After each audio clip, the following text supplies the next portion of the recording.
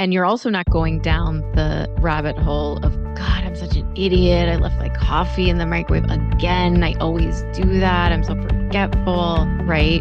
To that story.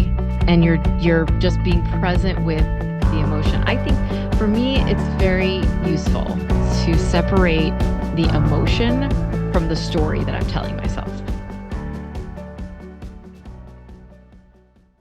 Spring coaching groups are just around the corner.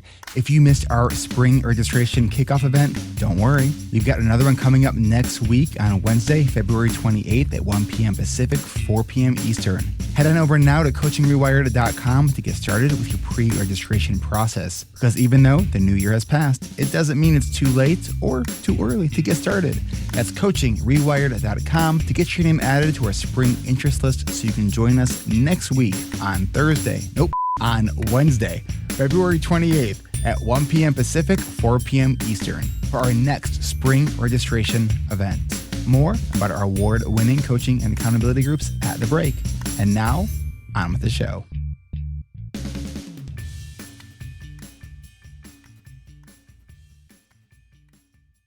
Welcome back to another episode of ADHD reWired. I am happy to welcome back to the podcast my friend and ADHD coach, Dana Cruz. Hey, Dana. Hi, Eric. How are you today? It's been a morning. It has been a morning. Yeah. Starting out, I had the plan to. So my girlfriend and I, we are starting therapy together. We have an appointment at 3:00, and it's snowing here. The weather's pretty bad in the Chicago area, and so when she called me this morning to discuss a change in plans, my brain was not cooperating. And so this led to a little bit of a conflict. Conflict. What an interesting topic, Eric. So, which is, we're kind of joking about this now because this was the plan of what we were planning on talking about today. Because from our last interview, a conversation we had on the podcast, we were talking about, is it possible to be content with ADHD? And part of why we liked that conversation is because neither of us really had the answer, and we were still kind of in that exploration and kind of trying to figure it out. And we feel that today's conversation is probably going to be somewhat similar to that, because I think from a lot of the conversations that you and I have had, we both recognize and struggle with some similar things around conflict. Yes, very true.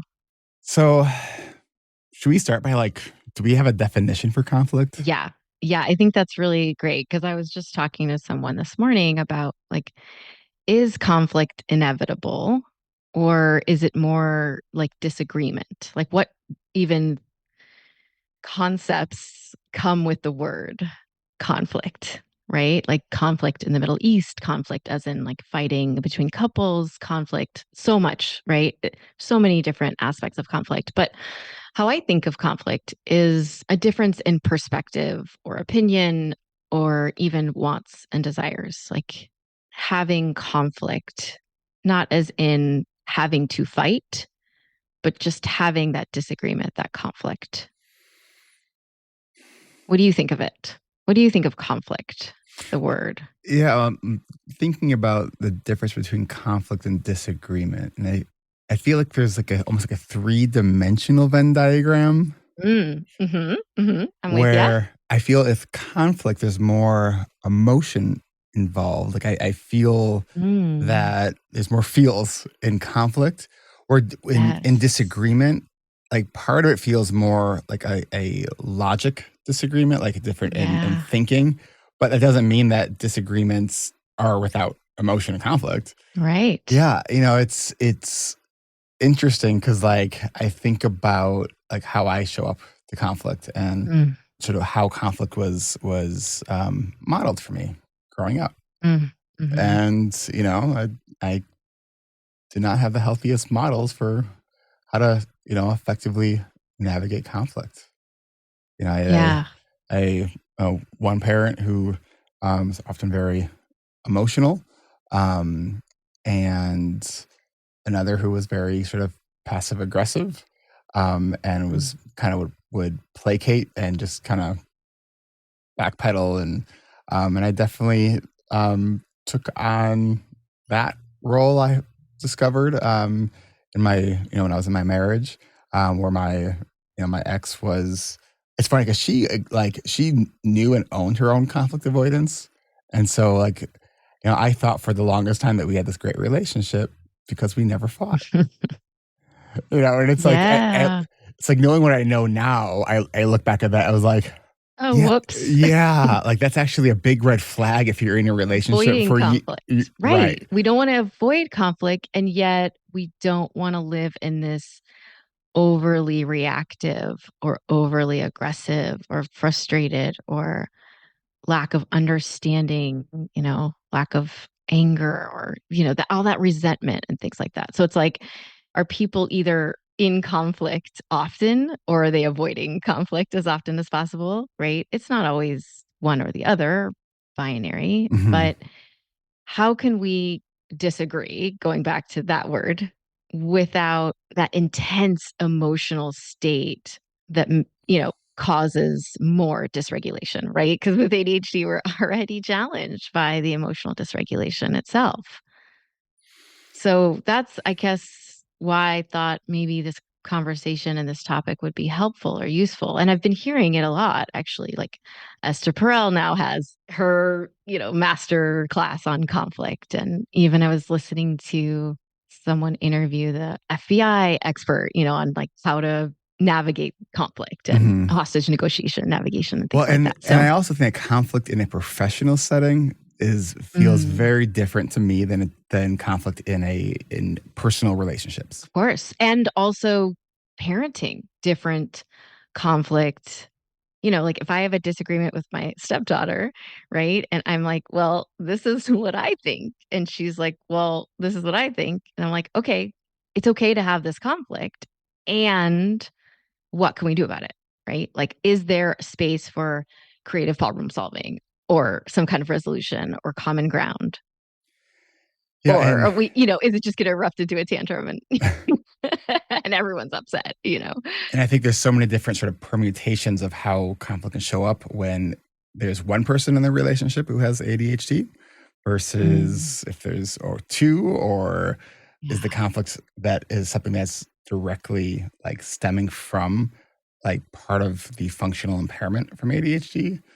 Right, because like that's Right. like for me this morning, that's where it sort of stemmed from was I needed to make a shift in sort of the plan for the morning, and my brain was just like not cooperating. It was Yeah. intellectually, I knew what like I needed to do was not a hard thing, and But the transition was difficult. I also know like historically, like if I have not had my coffee yet or my meds yet, haven't had my breakfast Mm, yet, like mhm. being asked to adjust something in my schedule for the day, like Mm. it is this expression that I learned from social thinking, which is like it's a speech and language program for like uh, designed for people with social cognitive differences.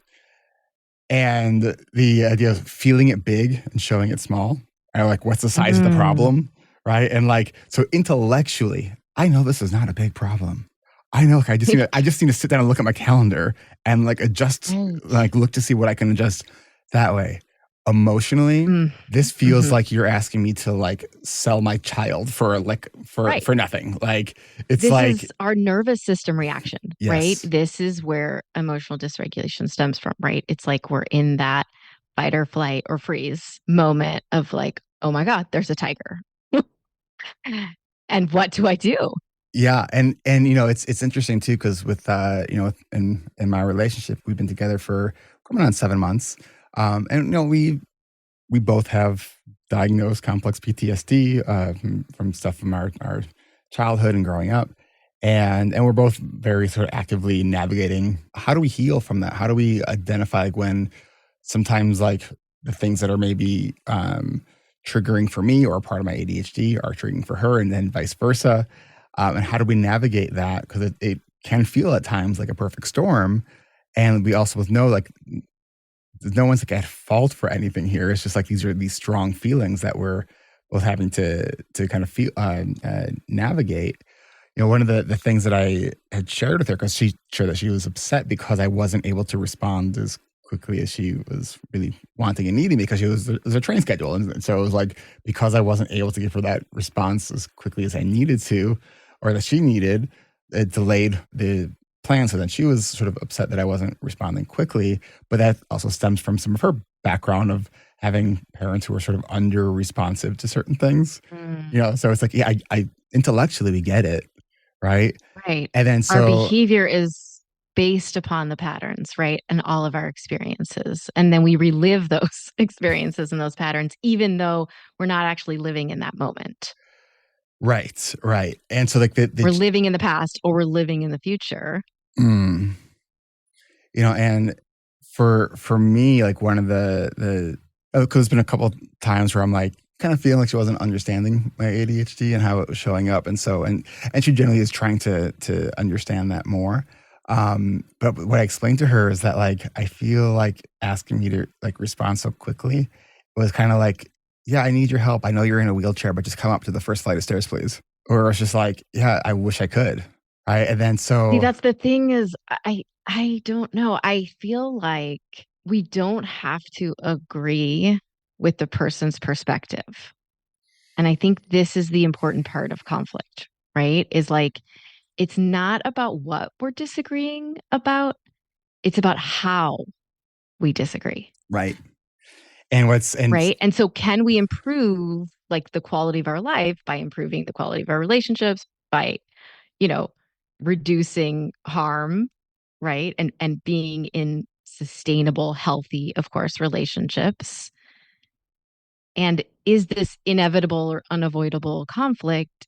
Is there a way to like you keep on using the word navigate? I love that word, right? Is there a way to navigate through this that allows for different people's perspectives and still emotional regulation and nervous system like downshifting and mindful moments and taking a pause and taking a breath and recognizing that we're not in the past and that we're right here, right now. And I think I don't know how it is for you, Dana, but like one of the things for me that I've been working on in my own EMDR therapy is that just that sitting with and holding space for somebody Mm. else's strong emotions, right? And Yes. I said before, like on a professional level, like I have no problem with that. Like I think No I'm problem. actually really good at that, right? Yeah. But like But when in intimate relationship, it's so much it's harder. so much harder. And I think, at least this is my perspective and experience right now, is that I just want to feel heard and Mm. understood.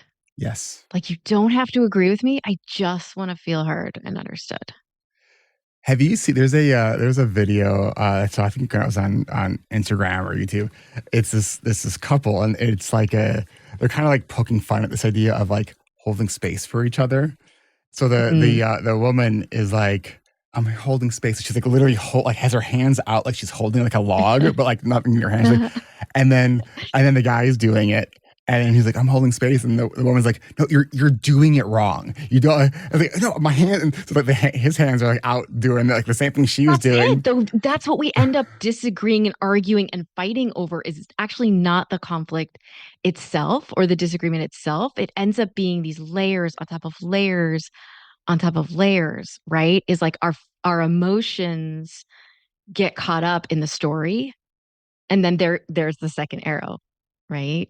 The concept of like it's enough that we disagree, but we're layering on top of that more suffering because we're upset we're disagreeing or because why do we always have to disagree or Or what about like that to me, that kind of like a gut wrenching feeling of because of something related to my ADHD, like it has had a negative impact on somebody, and like yeah, yeah. it's interesting because when she was relating a story to me about something with a former roommate, and she, said, yeah, I made a mistake and she made a mistake. And, so what I heard was she was equating my delayed reaction and response to figuring Mm. out a new plan as a mistake. And I told her, I'm like, I know this isn't what you were saying, but what it feels when you to me, like when you were saying that, was that I am a mistake. And like that, Mm. and so it's that, And that's powerful that you were able to be vulnerable in that moment and say that. and I prefaced Did you this. get the kind of response that I you I wanted? did, because part of it too is I was like, I'm really trying to be mindful about not being defensive, Mm. because I think that's something that I have been like I'm working on, and I think and because of I think the EMDR therapy that I've been doing this for the last feels like forever, um, like it has allowed me to like create space between like holding someone's emotions for something that stems from me but isn't Yeah. necessarily like I Yeah. don't need to defend myself. I just need to acknowledge her It's the feelings. And it's Yes, so it's the Viktor Frankl quote of, between stimulus and response, right? There's that space. it's just so hard. It really is. It's to Yeah, life especially when is someone's difficult and stressful and challenging, and we're so hard on ourselves, right? And then we've got hmm those blind spots where like, can we even trust this view that I have of myself? Like, am I being unreasonable? Am I over or under reacting? Right? Can I make space for this other person's perspective? Can I can I just have empathy or compassion, for this other person that I love? But right. in the moment there, I'm so right and you're so wrong or whatever it is, right? Yes, and it's sort of this yes and kind of thing Mm. where it's like, yes, I can be Right. mad at you and I also love you. It's like, Yes. which is it's hard. It's why it's helpful to be close together, proximity, like physical, and if you can touch someone while you're, being in conflict, it's helpful to be less reactive. Yeah, I'll tell you that when we first started dating, I shared with her that anytime there was a little bit of a disagreement or a conflict, and like minor stuff too, like my brain immediately goes, "Oh, here it comes. She's about to dump me." And like that's what was my automatic like thought about like, oh, if like Mhm. this person is upset with me, like it's about to be over. And she did something for me that really I think like it shifted something in me that showed me something that I'd never experienced before. It was always like, oh, I've read about this. I've heard about this, but I've never actually experienced it. And it's the idea of turning towards, comes from Gottman, like turning towards Yes. your partner when you're in conflict. And she just kind of Mhm. modeled that so beautifully for me, and Mm. which then like brought me to tears because I was like, I've never had someone do this for me before. And There was an unmet need yeah, that you had.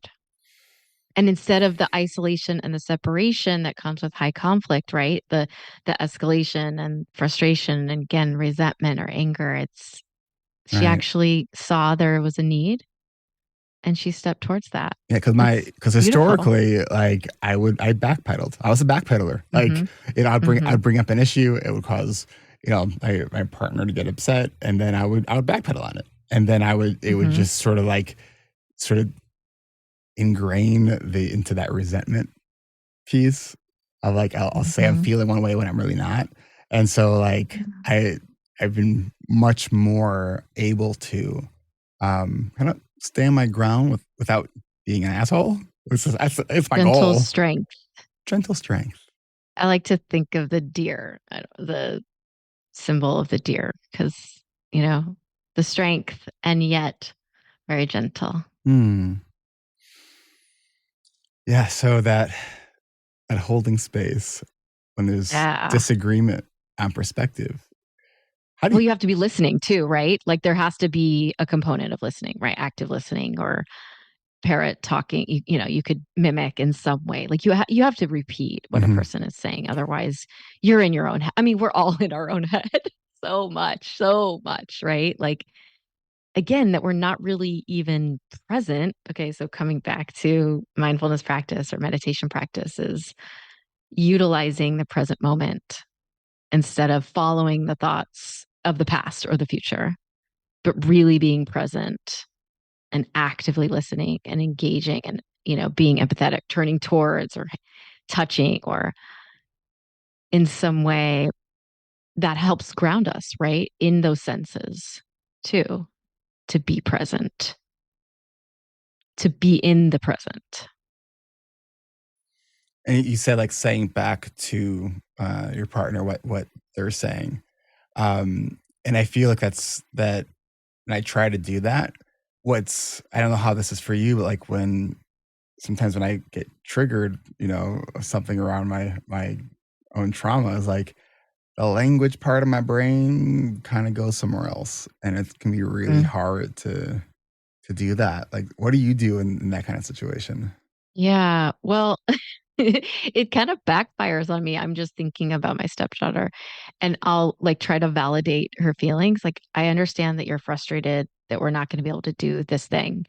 And she gets so angry that but I'm validating your feelings. I don't understand. It's like, so yeah, that's difficult. It's sometimes language, if she doesn't recognize what's happening, she's only 9. So, but if she doesn't recognize what's happening inside of her, then even trying to validate with language, sometimes language is lost on us. Sometimes language doesn't even do the thing that we want it to do.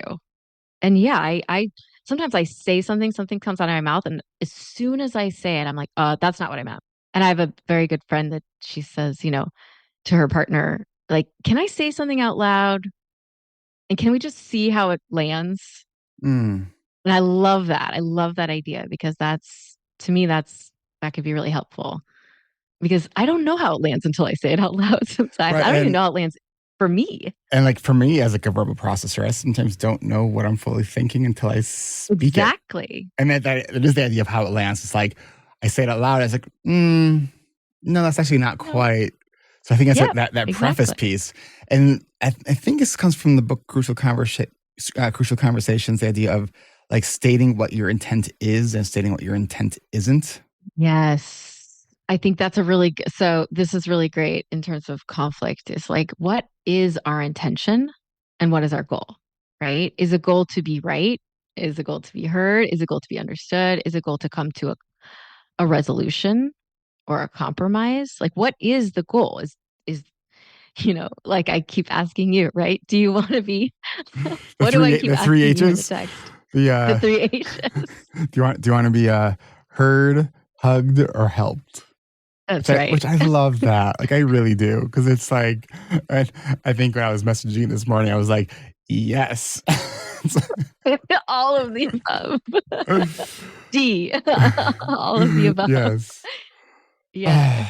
Well, and I think that the key, I think, in terms of conflict is like, can we get to a place of collaboration and connection and building trust and community, whether it's family or partnership or even like in a work situation, right? You're going to come across a boss or a coworker that you're having some conflict with, right? And is there openness and curiosity around that collaboration or that connection? Like, is that the goal, right? Mm. Or is it, no, I need to be right. They need to listen to me or whatever, you know.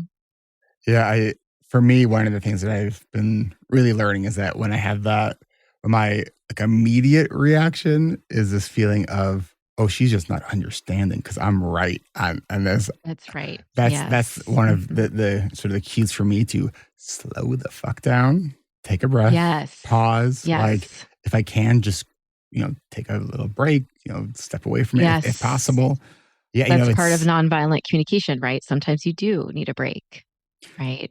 yeah. I mean, I remember growing up and when I had conflicts with my mom, like, and I would be so flooded, and I would like go want to like lock myself in my room, and she would literally follow me and like Oh, be like making me have this conversation that I was not in any position to have.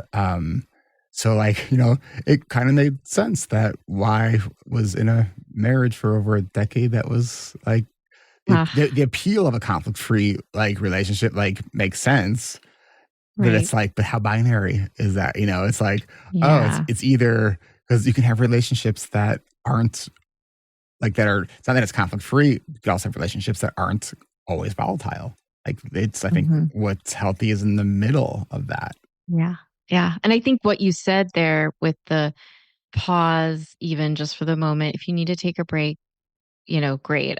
tend to want to like walk or ride my bike or do something like super active or activating, because it's sort of like I'm up here and I need to do something to match that in order for me to kind of reduce, that or downshift my emotional state or reduce that nervous system reactivity. But I think what you said without saying it was that non-judgmental awareness, like just again, being in the present, being able to see what's happening, not judging it, being aware of what's happening. And then we can ask ourselves like, "Oh, is this a pattern of my behavior? Oh, is this related to something that's happened in the past? Or oh, am I disproportionately, over or under reacting to this situation?" Right? And you can kind of turn those questions inward too in the moment without judgment, without criticism, without shame, without guilt, without Mm. because then we're just causing more conflict in ourselves. And one of the things that it's been really nice to experience with my partner is like it seems like every time we have some kind of conflict and then resolution, like we genuinely feel so much closer and connected to each other. Yes, absolutely. I definitely feel like that with my husband. Is like, I know that when we have the conflict, no matter what, we're going to feel more connected and Mm. more collaborative afterwards. I mean, is there space for some kind of creative problem solving? I would like, right? I'm a problem solver. I tend to jump there a little too often, right? That's why helping is the third H, Eric. But I tend to do with that Uh, as the first, and it's not helpful, especially when it comes to a husband or a stepdaughter. Yeah. It's like, oh, wait, they didn't ask for my help, but I'm jumping in to help here. yeah, that's definitely something that I have learned is because I might have that tendency a little bit too. And so like I'll ask like, do you want me to just listen or so yeah, the heard part. So but I like the hugged part. Yeah. Sometimes we just need the physical touch, right? From someone else Hmm. or ourselves. Mm. We do need to take a really quick break. So let's do that. Unless you have any disagreements with me about that. No, break is good. Okay. I support your break, Eric. Okay. Okay. It's like I was trying to start a conflict or something. It's not like anyone with ADHD would ever do that. Let's talk about that when we come back from break. We will be right back. Support for ADHD Rewired comes from ADHD Rewired's coaching and accountability groups. We are just over halfway through our winter season of coaching groups, which means the clock is ticking until our spring season of coaching groups begins. Learn more and get on our spring interest list at coachingrewired.com. If you want to discover ADHD-friendly ways to plan your days and weeks, become more aware of where you are really spending your time, if you want to create actionable to-do lists that reflect your intentions, and do all of this and more with other adults with ADHD just like you, and we'd love to have you join us. Get your name added to our spring interest list at coachingrewired.com. Once you've added your name, you'll receive an invitation to start your pre-registration process so you can join us next week for our next spring registration event on Wednesday, February 28th at 1 p.m. Pacific, 4 Eastern. If there's one promise that I will always make, is that at the end of these 10 weeks of our coaching groups, if there's one promise I can make, it's that you'll still have ADHD after the 10-week coaching group. But that doesn't mean the support ends there. Our members have continued their personal group journey with our amazing alumni coaching community. Because while learning new things can be challenging, but still fun and exciting, maintenance is hard. So whether it's revisiting our to-do lists, remembering our successes, time blocking our calendars, or being reminded of our routines, we won't have to do any of this alone. So don't wait. Head on over now to coachingrewired.com to get your name added to our spring interest list so you can join us next week for our upcoming spring registration event on Wednesday, February 28th at 1 p.m. Pacific, 4 Eastern. That's next week on Wednesday, February 28th, and that's coachingrewired.com to get started. What are you waiting for? Growth happens here. That's coachingrewired.com.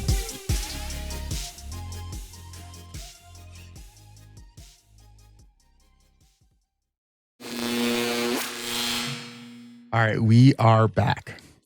All right, so there's a phrase that I don't remember where I first heard this, but I love this. And when I would present, especially to to school districts and stuff around kid issues, I would often use this. And it's the idea that arguing with a kid with ADHD is like mud wrestling a pig. You both get dirty, but only the pig enjoys it. Because arguing is stimulating for the brain. Yes. And I Yes, it is. and I think sometimes that when Mm, our kids anyways, or maybe ourselves as when we were kids, like that arguing often is mm. is just a we're looking for ways to stimulate the brain. Um Yeah, I don't that's a really good point. I don't think that I Mm, do that anymore. I definitely did as a kid. What do you think for mhm. yourself? Hmm, that is a good question. I think I found stimulation in other places, although I was definitely like a an angsty teen, and I constantly apologized to my mother for like taking it all out on her, because she's a saint. I mean, she's amazing, generous and loving and kind and patient and wonderful. So Hmm. it's her birthday today, by the way. Happy birthday, Penny. Happy birthday, Penny. But I heard this is interesting that you brought up like the chemicalness of stimulation because I had heard that feeling understood or feeling heard also can stimulate like norepinephrine, serotonin, and dopamine. So is that the like answer for kind of conflict resolution or de-escalation? That would make sense because it was interesting in the conversation that my partner and I were having this morning. One of the things I said to her is, I think that I probably would have had a maybe a bit better of a Mm, response if it were presented to me as I know like making shifts to your schedule, your routine is really hard for you, especially before you've had your meds and coffee. But I'm wondering if is there any possibility of us making this mhm, quick shift because the train's on the schedule and I would need to know now. And almost saying if you can't, I understand. And for me, it's always mhm. as soon as I don't feel the obligation, it makes it actually easier for me to engage in the way I really want to. Right. It's like Yeah. that obligation piece freezes my brain because then I'm like, I don't want to do the wrong thing. So Mhm. and it was what was interesting is after I picked her up when we were talking about this and we were talking about this idea of masking, and I told her that I was actually masking a bit during that because we were on FaceTime while I was kind of getting my breakfast together, and the way my masking took form was I was just silent. I just didn't say anything. I was Mm. because what I was really trying to do is manage what I was feeling internally, which was that I wanted to just kind of have a meltdown. Right. Mhm. And but I knew this was so out of proportion. Mhm. So that was so interesting what you said about, being seen and understood. Because I do think that if it were presented that way, I would have felt more seen and understood and probably could have responded in a way that would have been more helpful in that moment. Yeah, yeah, and I think a lot of people with ADHD, right, we tend to, like, fall into, unfortunately, unhealthy relationships that are highly stimulating or highly traumatic or, and they can lead, obviously, to emotional abuse or other abuse, and I wanna make sure that, we're not talking about navigating conflict in an abusive relationship, right? Like, we're not saying that that's okay Yeah, that's or a good point. I'm inevitable. glad you said that. But how can we know that we need that stimulus and still get it from somewhere else that is healthy and sustainable, um, without it being a detriment or destructive, to ourselves or to the people that we love? Because we know that like stress kills, right? I mean, medically, like we know hypertension, heart disease, diabetes, right? Stress is like the number one killer. And we know that relationships can be a part, stress can be a part of relationships, right? And whether that's with your children, I mean, I work with lots of families with teenagers and college students that, it's constant conflict, right? And so where is that building of the relationship or building of the trust? And how can we still have the conflict and still know that like we love each other, there is trust, there is connection, and yet we can have disagreement without that highly stimulating reactivity. Mm. So what do you do when you're in the throes of it? When you are recognizing that Mhm. you're you're getting hijacked, like you're just emotional, everything is, the amygdala is going, "Oh, my turn." Mhm. Yeah. I do my best to stay present. And when I'm you not aren't great able at it to, all the time. Having difficulty lately. well, come on, Jade. I Um, think I've been very vulnerable in this conversation so far. I know. Let's I share go, let's share some of your mess too. Come on. yeah, I know. Well, so yeah, not everybody knows this, but I'm a widow, but I am newly married recently, and I do have stepchildren that are older, but this new marriage, I have, yeah, a young stepchild. And so sometimes my husband and I, we just disagree on how to handle things. And there's the conflict, right? And so, because we both want the same thing, we know that our intention and our goal is the same, and yet how to get there is different, right? So, yeah, if I'm completely hijacked, I have to walk away. I sometimes just leave the house. I go on a walk. I take the dog. I go on a bike ride. Um, Is there an if I understanding in that, like, a, a conversation that has happened like a beforehand or previously, that's like when, like, just this acknowledgement that that's your go-to when you're flooded or when it's coming too much for you? boundaries are set, expectations are laid. Absolutely. Like it's not, I'm not leaving you, our relationship is safe. Um, it's just this is what I need in order to calm down. Like I am just too much right now. And how do And you I make want sure to you come love back? myself and care for myself and take care of that emotion too.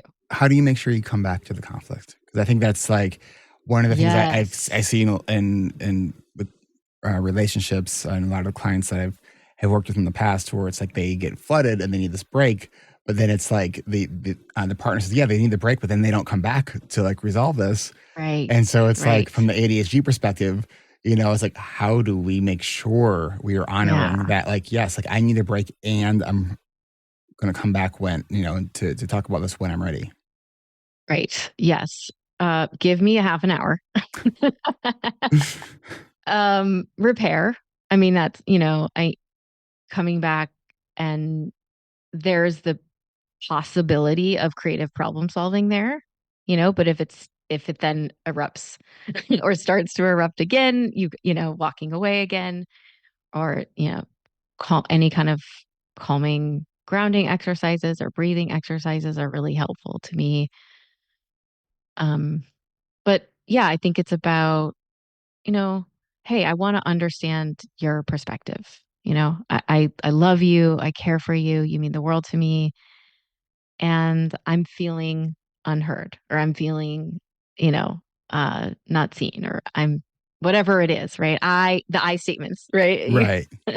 you know, again, part of nonviolent communication. So So it's not a I feel you are horribly wrong. no, it's not that. It's there's a Buddhist practice called Tonglen, and there's one slogan that says turn all blames into one. And it's actually very beautiful in terms of how can I see what role I have to play in this? Mm. The one is me, is the self, right? Is the ego. How can we smash Hulk smash that in a way that's opening and vast and compassionate? Again, not blaming myself, not criticizing myself, but like, what's my role in this? Right. Again, Mm. going back to intention or goal, like my goal is to tell you I care and love for you and I am here and we are safe. And how to come back to that conversation is tricky. There's no easy answer to that, especially when you're working with a child because, you know, they're like, that's gone. What are you talking about, Dana? Like I never got upset. Right? Well, yeah, because it is funny. And the flip side of it is like, it's, I guess, one of the curious, sometimes good things about ADHD is that like Sometimes. sometimes is that like we can sometimes move on like Yeah. surprisingly quickly, like where it Yeah. almost seems like we don't care, but it's just like, oh, it's like our working memory is no longer holding on to what had happened an hour ago because we got engaged in Yeah. something else and now we've moved on. Yeah. And because we know that it was disproportional in some way, either over or under, right? That like we're like, oh yeah, that doesn't feel that way now, right? And that's again then going back to the practice, the present moment practice is like really discovering and uncovering and being playful with what's happening right now. Instead of our thoughts or perception or the story that we're telling ourselves. I mean, that's the tricky part is, not following that rabbit hole. Mm. I think we need to follow a rabbit hole to another break. So we're going to do that and we will be right back. In a world where tasks pile up like mountains and procrastination lurks around every corner, one app dares to stand against the tide of forgetfulness and delay. Introducing the Guilt Trip Planner. Forged in the fires of regret and powered by the whispers of your disappointed ancestors, the Guilt Trip Planner is your personal motivator in the palm of your hand. Simply input your tasks, deadlines, and deepest fears, and watch as the Guilt Trip Planner crafts the most emotionally compelling notifications to keep you on track. Because nothing says motivation like a good old-fashioned guilt trip. Woo! Ding! Your grandmother would have finished that project by now. Featuring our cutting-edge disappointment dynamics algorithm. Each reminder is tailor-made to pierce straight to the heart. From your future self's already mad at you to even your pet is judging you. We find the guilt that works for you. Oh my God, this is so bad. But wait, there's more. Upgrade to the premium service and you'll receive live guilt-tripping calls from actors posing as your ancestors. Hear the disappointment in their voice as they ask you, why haven't you cleaned the bathroom yet? And for those moments where you've actually completed your task, enjoy the sweet sound of silence as our app begrudgingly admits you've done well. Before reminding you of your next looming deadline, the Guilt Trip Planner. Because sometimes all you need is a little push over the edge. Download now and start feeling bad about feeling good today. Visit guilttripplanner.com and enter the code Sorry Not Sorry. No, actually, don't go. And I don't even know if that's a real website. And this is one of those apps that's made up, and thank goodness it is. Because this app isn't real. But you know it is real? That we here at ADHD reWired believe in shame-free support and accountability. So we can let go of the guilt and shame about our to-do list and find everything that we do here at ADHD reWired at ADHDrewired.com. You can co-work with us at our Adult Study Hall community. You can join our coaching groups. You can join us on Patreon and so much more. Find all that we do at ADHDrewired.com.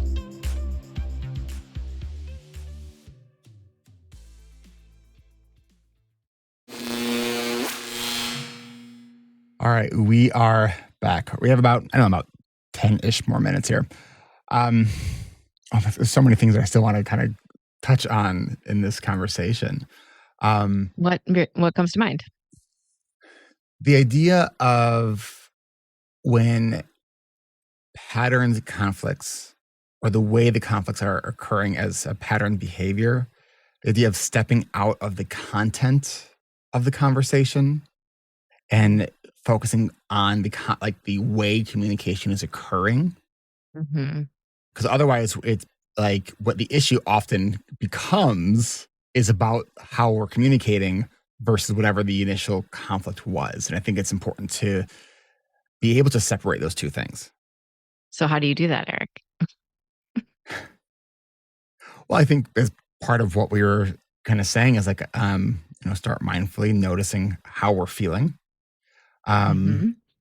so whether it's, so let's say whether it's a friend, a partner, a work colleague, they come at you with some grievance, right? Hmm. And let's say this grievance, for whatever reason, whether it's the way they said it or your own internal stuff that makes it feel bigger than what it is, you're feeling yourself getting flooded. Or you're feeling yourself like wanting to get in the high defense. Being able Hmm. to say like I hear what you're saying. I'm feeling very defensive right now with what you just brought to me. I'm wondering if we Hmm. can either not do this right now or if we can come back to this later. Or I'm trying to think of like a scenario. Let's say someone would like barge into my office, which this doesn't actually happen, but I'm just thinking of scenarios that might be relatable. Um, and so someone barges into my office because I left my coffee in the microwave again. Hmm. Right, and they're so annoyed if you're doing that. Okay, again, I'm actually making this all up. Um, Stepping out of the content would be about we're not talking about that I left the coffee in the microwave. We're talking about that you borrowed into my office right now. Right, right. And you're also not going down the rabbit hole of God, I'm such an idiot. I left my coffee in the microwave again. I always do that. I'm so forgetful, right? To that story. And you're just being present with the emotion. I think for me it's very useful to separate the emotion from the story that I'm telling myself. Say more about that. Yeah, so I've started to use this new app and it's actually called How We Feel. Mm, And it's research based. Universities, they have videos and it's this really great, you check in multiple times a day. They have the words that they define the words. So it's a very useful in terms of identification. And I feel like for me, if I can just tune into the emotion itself, it feels more like raw and in the moment. It's like, oh, the emotion is frustration. Okay. But the story I'm telling myself is, oh my God, I'm such an idiot. I left now I'm getting defensive because you came into my office to tell me about the coffee that I already, damn it, I forgot to drink the coffee because I want the caffeine, but also I feel bad, right? That I left the coffee. And so then it becomes that shame, guilt spiral, right? But like if I can go back to the emotion and say, oh, I'm feeling frustrated. What does frustration feel like in the body, right? Where does it live? Does it live in my gut? Does it live in my shoulders? Right? Could I even like ask it to take on a shape or color? Like get granular, like lean into the emotion. Because I mm. think so often we like push away emotion and we start with the story we're telling ourselves. And that's what we tell someone else. And I do love that line, which I think I first heard in is it Rising Strong, Brene Brown's book. The Mm, story I'm telling myself is because I think it really is a yes, very disarming way to start a conversation. Because instead of saying like, exactly. you did this on purpose, even if you say like, the story I'm telling myself is you did this on purpose, Yes, right? Like you just put yes. that right in front of it, and it's suddenly like you're now hedging, right? Like okay, Yes. like this is what the thought I'm having, but I'm also owning and acknowledging this is a story. And I want you to know the story Yeah. that's in my head. So the emotions I'm telling you I'm feeling are making sense. Mm-hmm. And imagine if every time we came into a disagreement or a conflict, we started with, okay, let's identify the emotion and then let's identify the story we're telling ourselves. What if you're working with someone who genuinely has a really hard time being able to identify their own emotions? We work on that, we practice it, and we do it as much as possible. How do you help people And I practice? encourage them to do that, encourage them Yeah. to do it How do you in help real people? time, How do you help people practice recognizing emotions? as I did with you just then. Like, okay, so let's take out the emotion wheel or let's take out this app and let's actually identify an emotion. And then where does it live in the body? What's the action that comes from it? What's the story I'm telling myself? You know, Have you ever lean in. read the book by Paul Ekman, Emotions Revealed? Hmm. Yes. I think it's because I've used a lot of those principles when I used to work with a lot of clients with autism to help them become Hmm. more like cognizant of their own emotions and be able to better be able to recognize other people's emotions. And so it's this Yes. idea of understanding physiology of how emotions present on the face. And when Mm. we can like, literally look in a mirror and make the correct sequence of muscles on the face, it is able to then like close this feedback loop for recognition. Yeah. So this was something that I was doing that was kind of, taking some theory in one area and applying it to a different domain. And I saw really good I love success with that. it. Right. And Yeah. so much of that, there was this client I was working with who, like, when I first started, they were like in their 20s and, on the autism spectrum. And when I first started teaching these ideas to them, they're like, I don't recognize emotions. I can't do it. Like, they're very like resistant to this. And then within like a couple months of doing this with them, they like called me out on like a leak on my of an emotion. And I was like so Mm. excited that they're like, I was like, we're nailing it. Like, yes, Amazing. yes. So Yes. it was Yes. like, And there's yes, you so called me much out. more that goes into communication other than what we say, right? Other than the language that we use, right? Mm. So it's like, can we kind of read the room in a different Ooh. way, right? Like, do we have to focus? And I think personally, the answer is no. But like, can we focus on something other than the language that they're using or what they're saying?